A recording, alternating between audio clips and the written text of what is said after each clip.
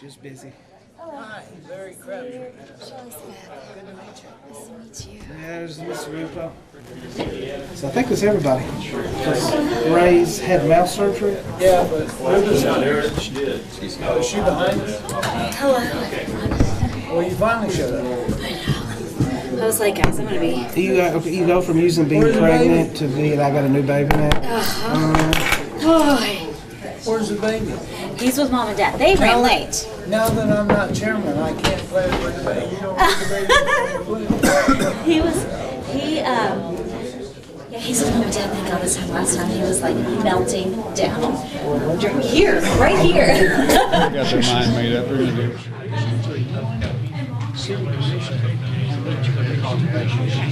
Who is this gentleman? He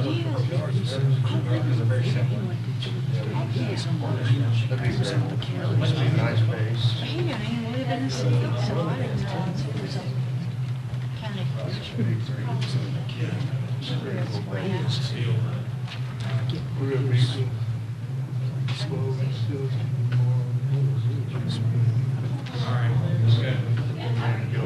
All right, we're going to call the meeting to order for the planning commission meeting for November the 18th, 2019. Right now, there's a determination of quorum. 4 creates quorum. There's more than 4, so there's a quorum. Now we'll have election for officers. Can I get a nomination for chairman?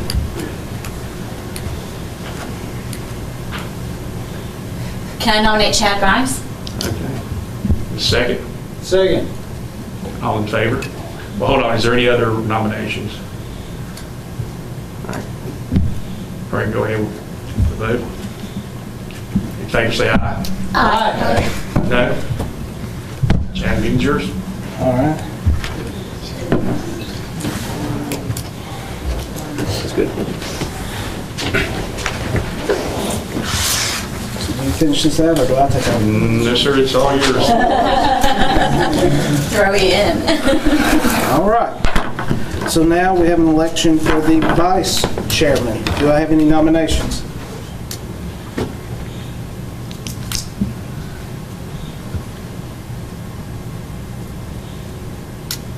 Mr. Comer? No. He's not eligible. He's not eligible. No, he's in the... The only eligibles would Oh, be that's right, UGB. Shelley, Mr. Crabtree, or Paul. Okay. Mr. Crabtree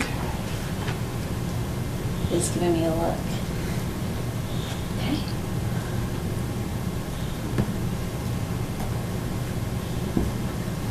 We need a nomination. All right, I nominate Paul Schwer. Do I have a second? Second. All right, all those in favor, say aye. Aye. So you're not sending for 4 years. All those opposed? Paul, you're now the vice chair. Thank you. All right.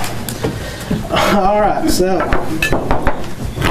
I guess we will start this by doing the invocation and the Pledge of Allegiance.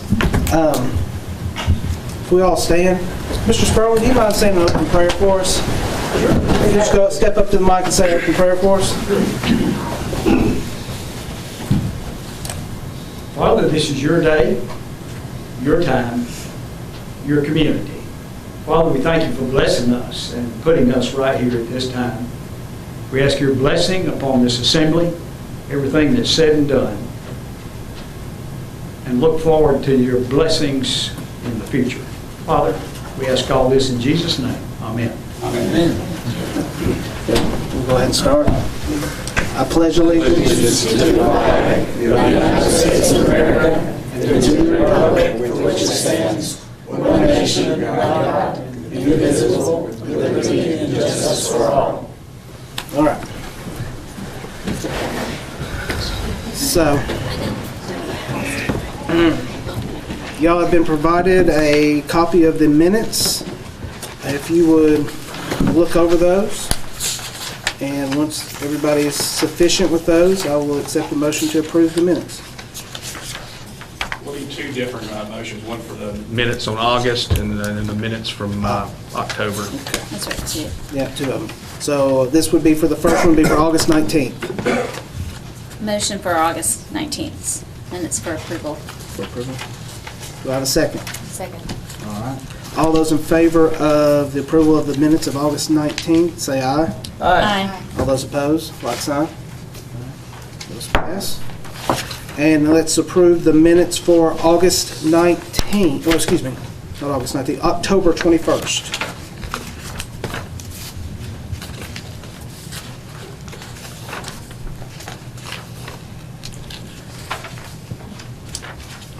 Move to approve. Second. All right, I have a motion for approval and second. All those in favor say aye. Aye. All those opposed, say nay. Those pass. Any reports from officers or staff? No, Mr. Chairman, no reports this evening. All right, so now we are at the old business. It looks like the first item up for the old business is the community mobility plan. It's the final draft, and this would be us sending a recommendation of approval to the board of... Actually, they've already approved the resolution at their last meeting. Okay. This is just going to be to approve the revisions on 32 and 33 that was added from the comments of the Planning Commission during the draft review. Okay, so this is just to approve the resolution for it to move forward, and it's, I guess we're done. So that's all it says? Well, all you got to do is just approve the revision to the plan. Okay, revision to the plan. Y'all work with me, guys, I just got thrown here. So, all right, the revision of the plan. So, Move to approve the plan with the revisions. does this require a public hearing? No. This does No, not? the revisions. Okay, No, we had a not public the- hearing the last one. Okay. Are we going to be able to discuss after we? Yeah, we make a approval. Sure. All right. So I have a motion for... I'll second. All right, so we're opening it up for discussion. So the one question I had is in light of last week's accident, is there any feasibility of moving up the Avoca Road intersection to be more of a priority?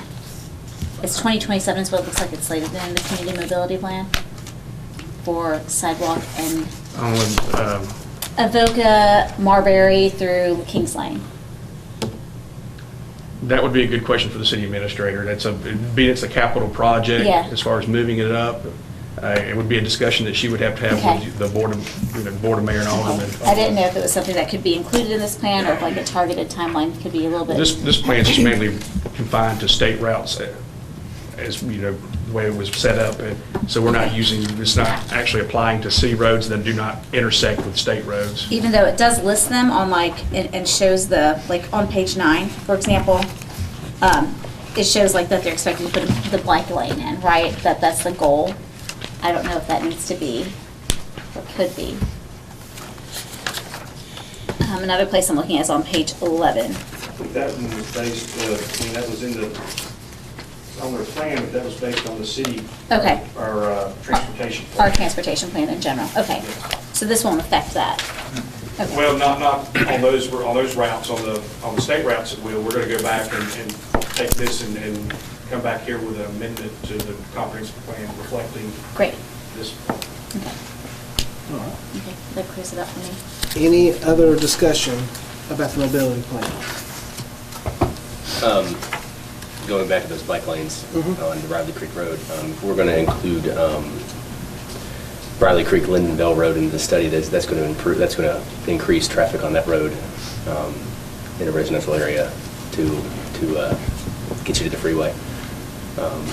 Is that in direct conflict with the bike lanes? That would be done based on the design. That would be something that we would look at when we're in the design phase of it to try to mitigate that. I believe there would be some type of standards that we could use that's would protect, if we did like a path where it would be like multimodal lights or walkers or somebody, pedestrians could go in the same path, but there would probably be some separation. Okay. I mean, I understand why this amendment's in here, but it's outside the scope, I think. Yeah, it was looking at it from a pure vehicle Vehicular. standpoint. Okay. Great. Thank you. All right, any other discussion? All right, I'll call, sir? I call the question. Okay. All right, all those in favor of accepting the community mobility plan, say aye. Aye. Aye. All those opposed, same sign. That passes. All right, next on the agenda is the townhomes at 1008 West Lincoln Street. This is a planned unit development with 13 townhomes and units. So I see that this is not a public hearing again since we had one last time. Is that correct? That's correct. The board still, or the commission still has the right to hold a public hearing. We did advertise this item in the newspaper before this meeting, so it would, it could be up to your discretion to hold one. All right, I feel like with this going ahead, we will open it for a public hearing. Each person, please come to the mic, state your name and your address, and you're given 2 minutes. If you don't want to use your 2 minutes, you can delegate it to someone else. Did I hit everything I need? I think so. Pretty much. All right. So open it up. Anybody would like to speak on this? I just want to let the commission aware, my name is Will Lockhart, I represent Mr. DMB, so I'll let if anyone has anything to say, let the public speak first and answer any questions if need be. Okay, thank you, Will. Do we have any other body that would like to speak at this time? Go ahead.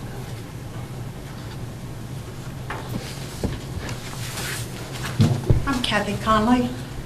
I'm a citizen of Tullahoma. Could you state your address, please?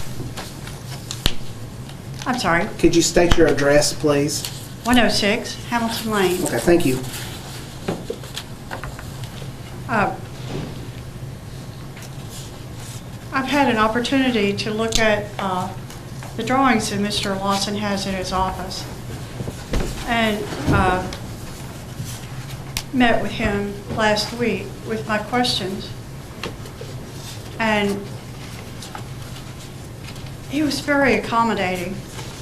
And we sat in the room there with the zoning map on the wall and looked at this planned unit development, which is smack in the center of an R1 district. Now, every house in that area is a single family dwelling, as best I can determine. And so the commission is being asked to significantly change the character of the neighborhood with 13 units. Aesthetically, it is an R1 neighborhood. And right here in the middle of it, we are compromising the character of this neighborhood. There are other older neighborhoods where we have to make room for more density. And we look at duplexes, triplexes, quadruplexes. And here we are looking at, bang, 13 units in the middle of our R1 district. With those 13 units, we have environmental concerns. Ma'am, your 2 minutes is up. Mr. Sperling? I'm Jerry Sperling. I live at 108 Hamilton Lane, and I yield my 2 minutes to Ms. Conley. Okay. Thank you. I sometimes joke and say that 500,000 years ago, Tullahoma was a sinkhole. We have so many water problems in our town. And with this unit, a development, we don't want to create another water problem. So in the plans, there is a retaining pond for the water with no specifications to be recorded as to how wide, how long, or how deep that retaining pond should be. And I have learned, we have those numbers. And they've never been made public, and they're not even on the plan that's going to be recorded. If they are 3.5 feet deep retaining pond, that would adequately take care of the water running off of this more than half acre of asphalt and roofing that's going in there. we respectfully request that we have those dimensions and have them recorded and hold the contractor accountable for that retaining pond. Also, when, hopefully it's never happened, when the retaining pond overflows, there is no drawing or specification as to how the drainage pipes from the retaining pond will go over into the street or into the ditch next to the street. And this should be basic to what we are asking. All right, that's 2 minutes. So we're asking respectfully that this unit development be reduced. The first 4 units on the street be eliminated in order to accommodate this neighborhood. Thank you for your Thank comments, you. Ms. Conley. I appreciate that. Do I have anybody else that would like to speak in this public hearing? I'm the design engineer, and I can answer questions. I don't know if this is appropriate or not, or if your city engineer wants to address any of the concerns, so I'm at your will here. Why don't you come up here and state your name? Okay, sure. And then just have the question at hand about the retention pond. All right. I'm Kenny Sadler, 4866 Woodbury Highway, Manchester, Tennessee, and I am the design engineer for the project. She brings up some concerns about the drainage. Typically, on these files, you don't put dimensions on grade lines and things like that, but it's all done digitally so that it's laid out, it's irregular shape, and I understand that could be a little confusing there, but that is done electronically. I actually give CAD files to the builders so that they have all the data there, so it's not like you have to go by dimensions. They have every bit of the data there.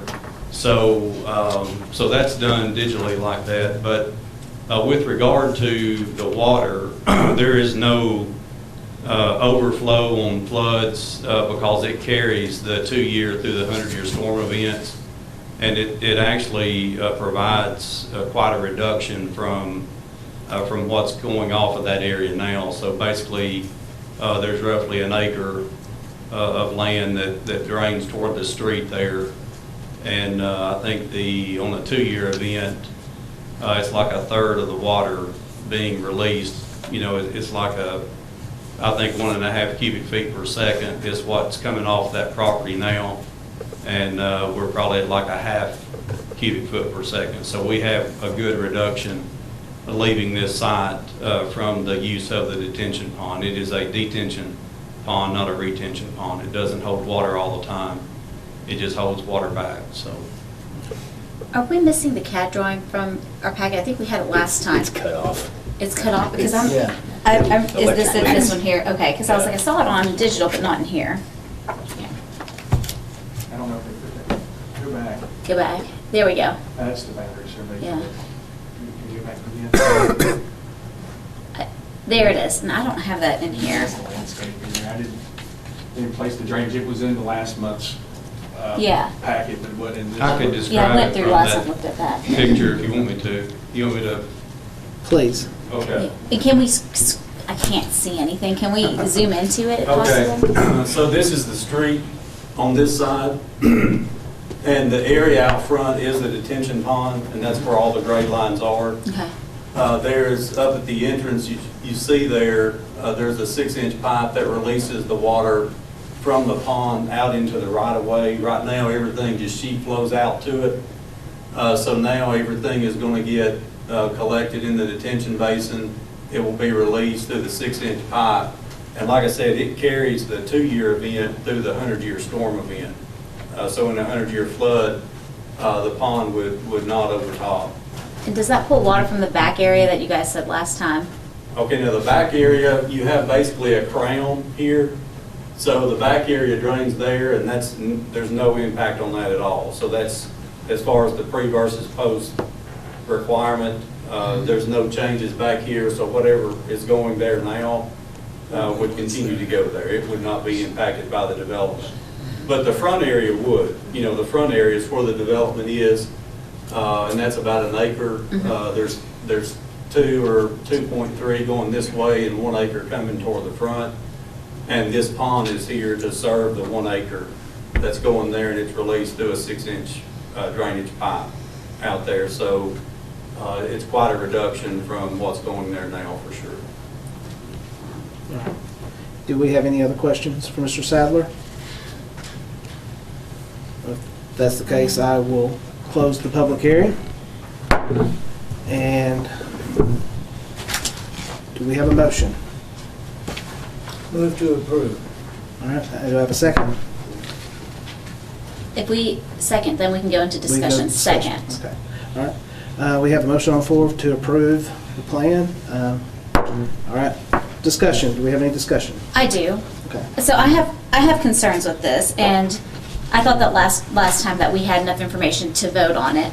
My concerns are, it kind of feels like, when I think about planned unit development, it talks about it here on page 15, that the point of it is to allow for greater flexibility and design freedom that will benefit our community as a whole.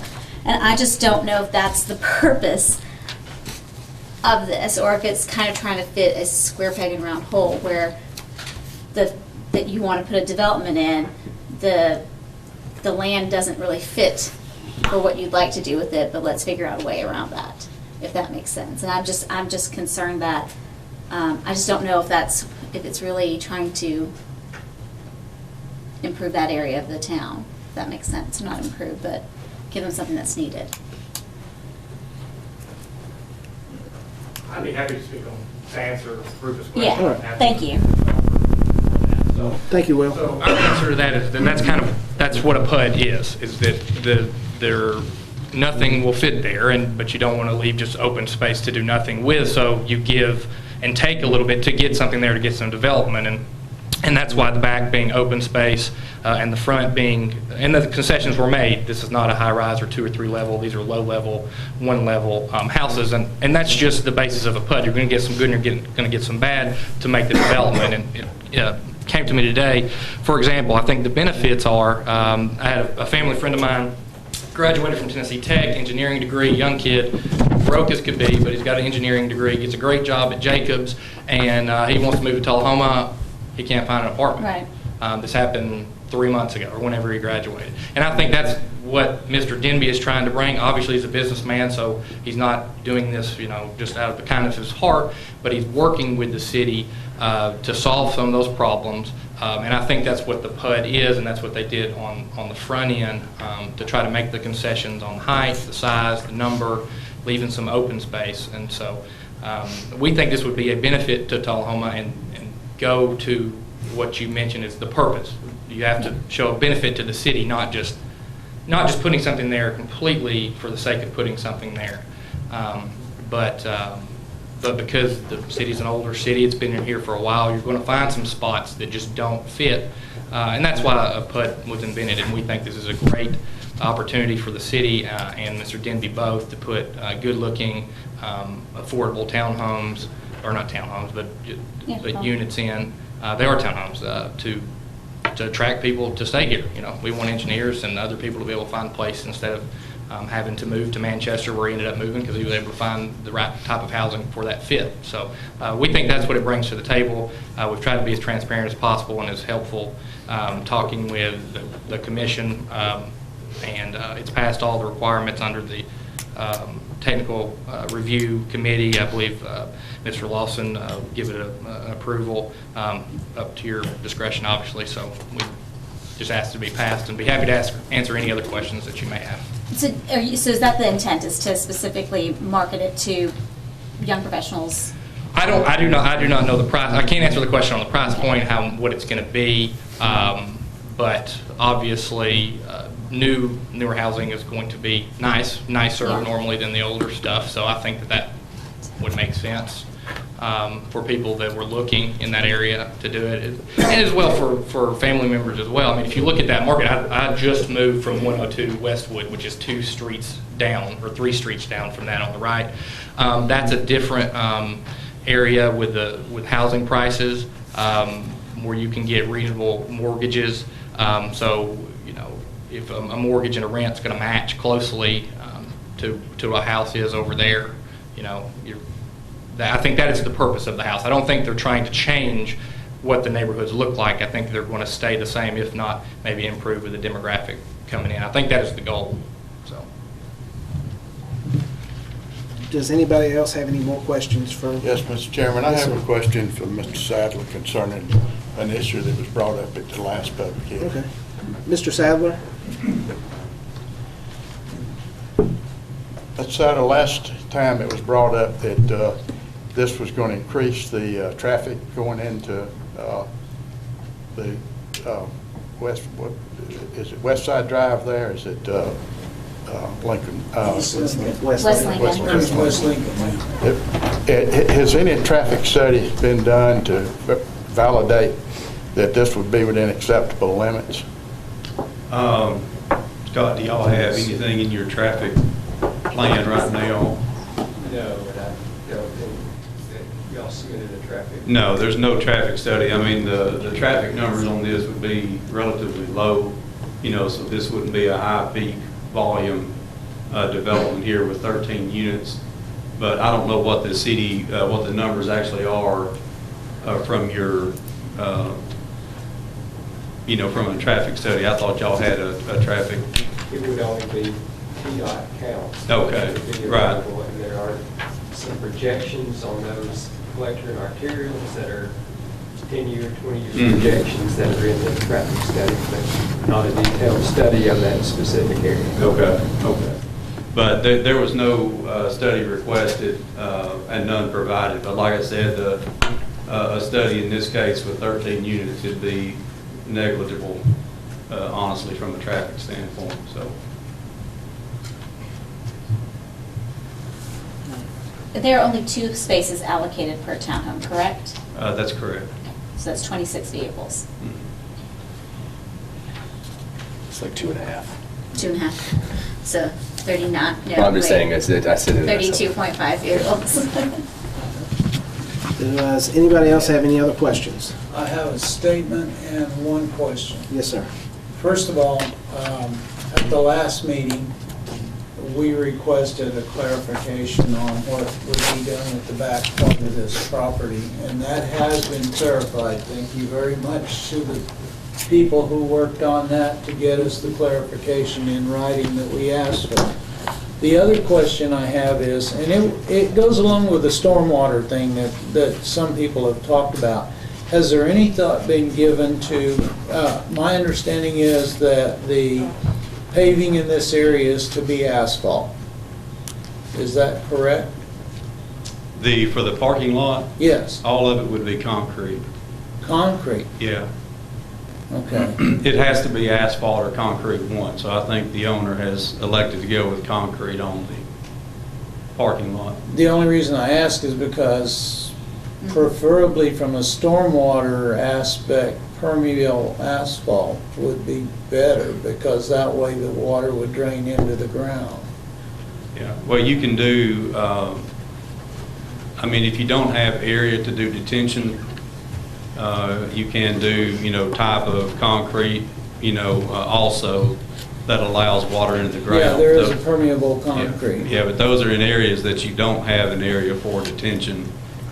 And I mean, it's debatable as to, you know, honestly, whether it's better or not, because they clog, and as far as long-term, you know, that may not be the best solution. So those are solutions that you look for and use when you don't have any other solutions.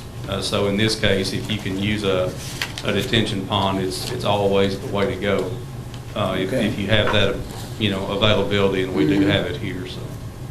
I was just curious as to whether any consideration had been given to that, because Yeah. I know it would help with your drainage situation. It does. It can eliminate the need for a detention area. Again, I'm not sure it's the best approach, but it May not is, always. in my case, it's a last resort to do that. I'm not sure it functions as well, and it always costs more. But the difference between for instance, in asphalt, standard asphalt versus standard concrete, is going from a 0.9 to a 0.95 ratio. So there's very little difference in Yeah. standard asphalt versus standard concrete. Yeah. I have nothing else. Mr. Chairman, Yes, sir. I have one more comment. I see before me here a quitclaim deed for the public space that's behind this, and nothing has been put into the record concerning that. And I would like to ask why this was put here and what it intends to be done. So I can answer that question. So the quitclaim deed and open space easement that you're referring to is just to put in the land records that the city will have an easement to keep that open space. So nothing, I mean, there's nothing on the plan, so we couldn't have done anything with it even if we wanted to without approval, but this kind of belt and suspenders approach to put that the city has an easement there, which is, and the language specifically I took from the code section of what an open space is made for and set aside for natural habitat for animals, plants, and natural features for the benefit of Tullahoma. So that's what's going to be in the land record. So the city, I guess, could further enforce what they could already enforce, but they will have an actual interest in the land. They will own an easement in the land. So you would violate not only city ordinances about building on something like that, but they, as a property owner, they would have a right in that land to file suit if they really wanted to enforce if for some reason Mr. Denby or a subsequent owner decided to build something there that they weren't supposed to. Which was a Mr. Worsham, I reviewed this document. Mr. Lockhart was so kind as to bring it to me earlier today. It is adequate for the purposes for which it's intended. It does meet the objections and questions that y'all had at the last meeting. It will be recorded to register of deeds, so it will become a public record and will be permanent and will, of course, go and run with the lands being developed by Mr. Denby. okay, and does this put any liability on the city because of this? No, it does not. It's just an easement that they're agreeing to give us in order to make sure that they will maintain it as an open space area. No liability whatsoever. We have a property interest in it, but not ownership interest in the land itself. That's exactly correct. That was the intent. Any other questions? Call the question. If not, I call the question. Mr. Chairman, I would like to offer an amendment to the motion. And that amendment is that we approve this with stipulation that either the developer's engineer or the city's engineer validate that this extra traffic is not does not put it outside the acceptable limits. Let me think of how I would, Mr. St. John? I think you are asking for a traffic study and. Not really. And what? Not really. I'm just asking for a statement based on engineering judgment as to whether that's true or not from you. So given the number of units as compared to a single family unit that might go in, there is an increase in traffic. You can use the ITE standards on number of vehicles per unit, the trips generated, but there'll be an increase. The question that comes up in a traffic study and answers it is, what is the impact to that increase? So I'm thinking you're asking, is there a negative impact? And so that would have to come by way of a traffic study and evaluation that would be prepared for that specific location, specific use. We can look at it from the standpoint at the staff level. You know, what is the calculated increase based on the IT projections, and tell you that increase. But you know, it really takes a traffic study to determine, does it change the level of service on that 2-lane roadway? I can assume, and probably first inclination would be, it's not going to change the level of service based on the small increase that it's generating. But I cannot sit here and tell you that you know, that's a fact until a traffic study gets done. But yes, we're talking 13 units as compared to 1 unit single family. Scott, Yes, sir. the acreage of Yeah. this R1 zoning, by right is 12 units. Okay, It's only one additional Okay. unit. so, Scott, my concern is that I don't know what the current level of traffic is relative to the acceptable limit. And if it's a pretty good margin there, and we're going to put in this 13 units, then I agree, it's probably not an impact. But if we're bumping right up against the limit right now, and this throws it over the top, that's my concern. well, I can say from the traffic study that we put together in 2012, and then Lee, there was an amendment a couple of years later to it, but in that traffic study, the levels of service of all the arterial and collector streets were evaluated based on the available TDOT traffic counts, and they set counters, and they do counts annually. And so, based on, there's parameters there that evaluates a level of service from A to F, A being the best, F being the worst, that we evaluated, we compared those numbers and calculated the level of service for that roadway segment. I don't have that data in front of me, but I do know that there were no streets, except there were some on Jackson Street that were a level of service of C and D, but on the majority of the arterial and collector streets, they were A and B level of service, which is good. So without that data in front of me, but it's not going to bump it to a level of service of C or D or even an F. So, you can state that yes, it would be a level of service of A or B based on the data that we looked at in that 2012 report. And as Ms. Moody stated, if there is really an increase, as I was talking before, of going from 1 to 13, but it's really going from 12 to 13. So that's a very small change. Okay, so from what I'm hearing, it is your opinion, notwithstanding a traffic study, that this is not going to create a significant problem. That's correct. Yes, based on the counts and the wide range of vehicles per hour in a level of service A to a level of service B to a level of service C, it is not going to change that number. Okay, Mr. Chairman, I withdraw my amendment. All right, so we've got to call the question. So the question on this is move to approve the PUD located on 1008 West Lincoln Street. All those in favor say aye. Aye. All those opposed say nay. Nay. So we have, Excuse me. Is there a motion? Yes. yeah, there was a motion. That's how we, yeah. Oh, okay. Yeah, we were in there. So we had Mr. Comer, Paul, and Mr. Crabtree that were the yeses, and That's two. Ms. Blackwell and Ms. Smith were no. Motion passes. All right. Hold on, let me get this down if you would. Yes, ma'am. We will have a slight pause. I'm sorry. You're fine. Yeah. It's hard to hear down here, I'm sorry. I'm sorry. I'm just winging it up here. So, The yeses, raise your hand, please. they were Paul. And the noes, Let's do. Let's do. how did you vote? I don't vote. Do I vote? Oh, then I'm a pass. Give me 4.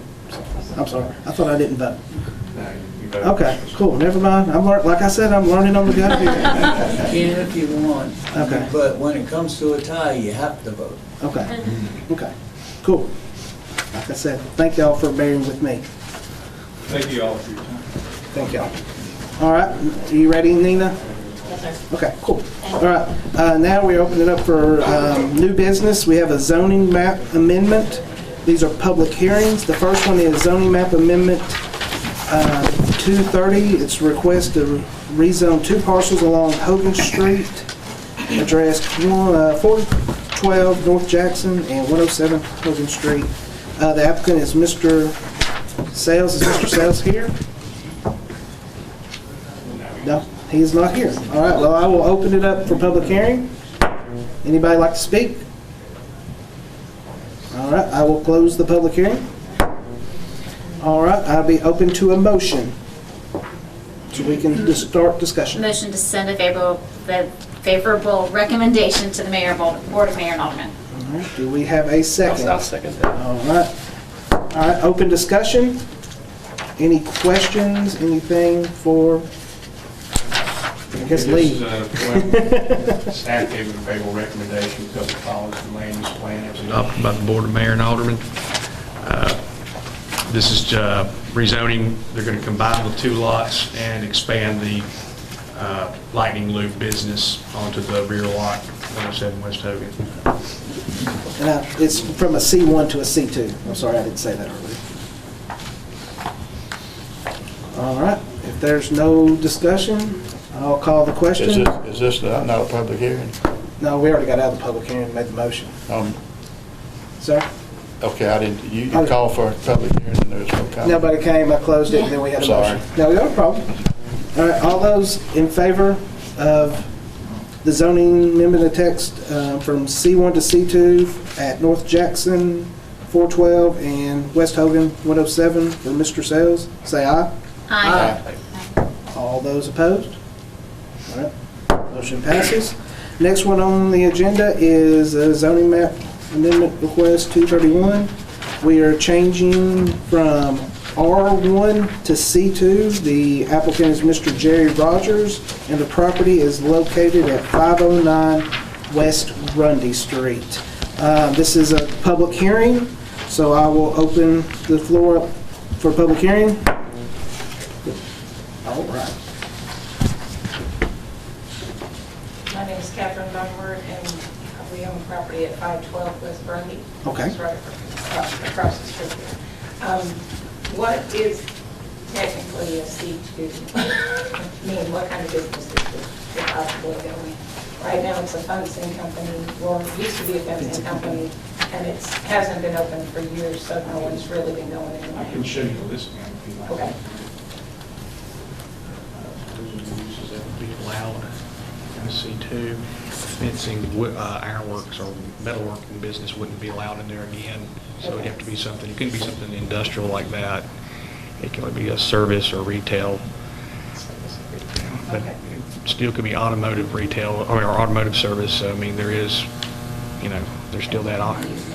The only concern we have is how many people would be coming in and out of that area on that street, because it is a little more residential right in that area. Yeah, and the other thing we were trying to find out, how much is commercial on Grundy, because there's a lot of spots along that road, on West Grundy. Bring the zoning map, land use. Next one, yeah, Karen. Okay, the yellow is residential and the red is commercial. And if this goes commercial, how easy would it be for, the other side of the street to go Redstone's Collins as some right there, the other side of Grundy? The other side of Grundy, there's a likelihood, if you could push it to the slide before that one. That's the land use plan, that's the policy, or the land use policy adopted by the Board of Mayor and Aldermen. And all that red right there is calling for C2, even though it's not zoned that way right now. Okay, all right, thank you. Anybody else like to speak in the public hearing?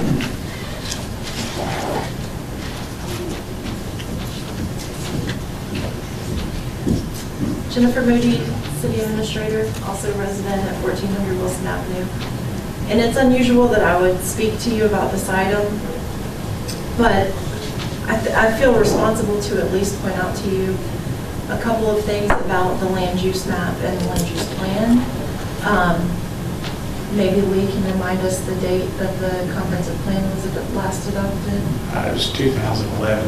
2011. And best practice would say that we should be updating that plan at least every 5 years. So it is quite out of date.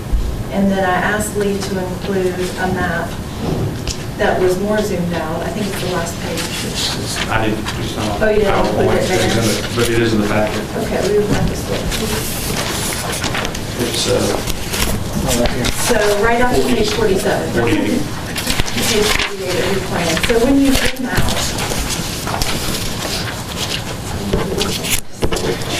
when you zoom further out, you see how wide that area of commercial,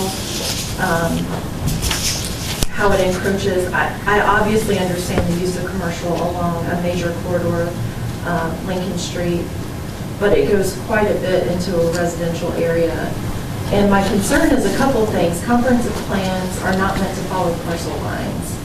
And so they're meant to be a guiding document.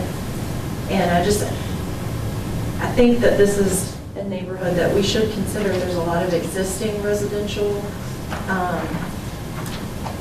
Do we want commercial to encroach further back into that residential area? Or do we want to keep commercial along Lincoln Street? And so, you know, that's just a question I'll leave with you. Even the two properties between what you're saying is an alley and Grundy Street, the two that are zoned commercial are, one is vacant, just vacant green lot, and the other is being used as a residential property.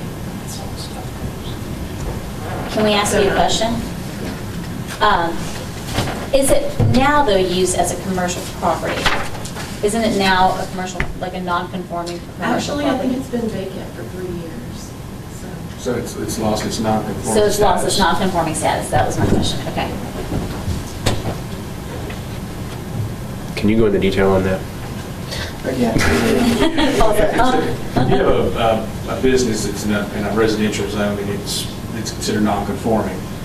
And then you have 36 months, if it stays vacant for 36 months, it cannot revert back to a business. And if it did revert back to a business, it'd have to be the exact same business that was being operated out of that. Let's be rezoned. Yeah. Okay. Thank you. In addition, I don't know, since I spoke, I don't know if the applicant is here. No. Okay. But our understanding from the applicant, he has no plans for a business in the building or to develop the property. It's solely a rezoning request in order to market it. I just share these facts with you. I can't tell you, make a recommendation on what you should decide, but I just wanted to add those points for clarification. You wanted to say something after you saw some information? I just wanted to say that since they're trying to sell it, you know, they do have a for sale sign up, and that's why we were concerned what businesses could go in there and what kind of an impact would it have on the neighborhood. So today, none, because it's residential property. But if it's rezoned and he could sell it, it could make a big impact on that neighborhood. Thank you. Sorry, I missed. What's the difference in the yellow and the blue? The yellow is low-density residential, and the blue is high-density residential. Okay. Duplexes. There's more houses in the blue than there are in the... Yeah, apartments. All right. Any other comments from the public hearing? If not, I will close it. I would entertain a motion to open discussion. Move to approve. All right. And you got a second? Second. All right. It is open for discussion. Any questions within the board? I guess I have a statement. To me, it should not, it makes more sense to wait until someone buys the property and then have them come before the planning commission with a request to rezone based on the use for that parcel. They're not going to buy it if they... It's been commercial in the past. It has, but that is now non-conforming, right? So right, but it could, you could reasonably argue that if he's able to come and have us approve it for commercial right now, then what is to stop the buyer from being able to do so? Yeah. It's a viable question. Yeah. And I mean, But there's no guarantee. See, right now it's sitting, I guess it's residential. Now it's reverted back to residential. Yeah. And the only thing, they can't, anybody who wants to sell it if the person is looking to be commercial and wants to place a commercial business there, they can't promise that it can be commercial. Is it the current? Whereas if we rezone it, they can promise, okay, you can do these commercial things with it. So there is a gate swinging both ways on this thing. And no one's asking to zone it residential, which is what the area is, right? So. Yeah. It's a little. It's already residential. Right, it's zoned C1, isn't it? No, it's It's zoned residential, R1, It's okay. R1. It was an R1, Okay. they must have got a variance at some That's point. right, that's They got right. a variance at some point in time, and once that variance, they've not done that, am I right, Lee? They probably got a variance at some point in time, or we don't know. We'll just say that they may have gotten a variance, but then, so it's been 36 months since Right. so it's going to revert back to Residential. residential And R1. I hear what Ms. Moody is saying, like in my mind, this is, and when you drive through that area, that is a residential area. Mhm. I really would hate to see something that fits within C2, which is, like, isn't it automotive and? Yeah, you can have a minor or major automotive You could have a repair. portable restroom company there, probably. Like, you could do a lot of things there. I would hate to see that happen in a residential community like that. But there are commercial businesses all around it too. Across the Not on that street. No, it's behind it. Not on that It's gonna street. run- Yeah, behind it. On the back side of it. That's on West Lincoln. Yeah. Grundy. Well, it's on West Lincoln because it's facing West Lincoln, but it runs right up against it, so. And it's. Yeah, but really everything that else way. on that side of the street, on Grundy, everything else is residential except that one building there. So that's like the stuffed goose, right? 7.01 right there is that stuffed goose, or 7.00? What or are old you stuffed saying? goose? Stuffed Goose 7.0 is the old Stuffed Goose? Yeah. Yes. And everybody that's not from here is like, what is the Stuffed Goose? Right. Yeah, that sounds good. Yes. That's how. That's good ever. My point is, if you drive down Grundy, everything is residential Mm-hmm. except that lot. And that lot is a non-conforming Well, in that area, but if you go on Plus. further down, I mean, if you go, stay around Grundy there's a lot of businesses down that street. on Grundy. There's a church and a school. There's a church and a school on the left-hand side as you hit on the Cedar Lane. Which wouldn't be C2, that would be I don't think C1. there's any. Yeah, that's C1, yeah, C1, It's yeah, Cedar you're right. Lane. You It's all also, C2.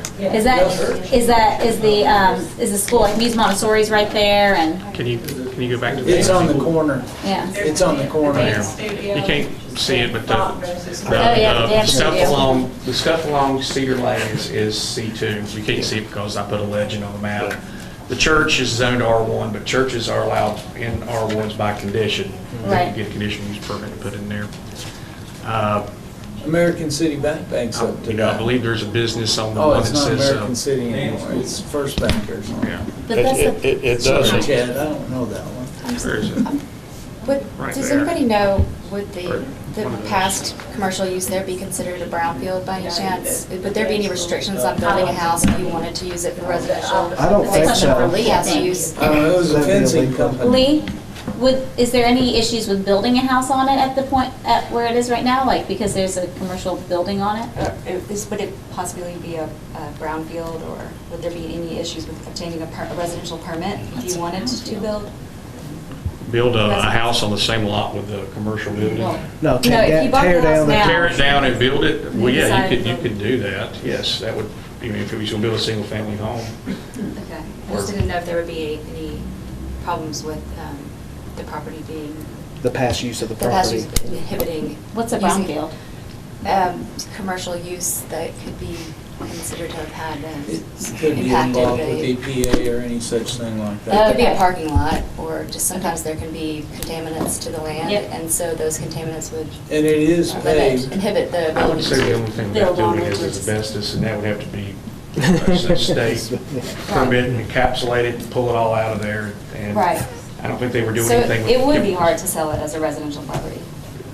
Yes, it would, Yeah, it'd probably be would be. expensive Yes. Okay. to sell. So if you deny it, and then it's highly unlikely that you could Sell it. then it's- I don't Well, know. that's their, It doesn't sound like it would be feasible to do anything there. Is because of Question. the past years. Yes. Bring it up, yeah. Anybody else have any others? Yes, ma'am. Yes, sir. In your bylaws, usually request the applicant to be here. Yeah. And usually it would, you just postpone it until, they're noticed that they should be Yeah. attending this meeting to answer any of these So questions. do you want to pull your thing and make? Can I make a, is that how We it need works? to pull the motion off and then do a motion to postpone? Is that how they do it, Steve? Yeah. Steve? I didn't hear. They made a motion. We're currently in a motion to approve, but we want to postpone. Do we need to close out the motion? Yes, you do. You need to withdraw it. Withdraw. So who made the motion? I did, I think. Do you mind to withdraw Or that do you motion want so we to? can postpone It's it? fine with me. All right, so, I make a Withdraw motion the to second as well. all right, so that's And the I'll make a motion to postpone Second. until the applicant can come. second. All right, so we got a motion to postpone this request and make sure that the applicant will show up next month when we have our next meeting. All those in favor say aye. Aye. All those opposed? All right, motion passes. And I think Did good at the last one. the next part of business is our training session. We'll be having Monday, December 2nd at 5 p.m. at E.W. Wilson. Everybody aware of that? Yes. Dinner will be provided. Yes, they always do a good job. Yeah. And then our next meeting is Monday, December 16th, 2019. And for that, I would look for a motion. Motion to adjourn. Second. All those in favor of the motions, say aye. Aye. All those opposed? We are adjourned.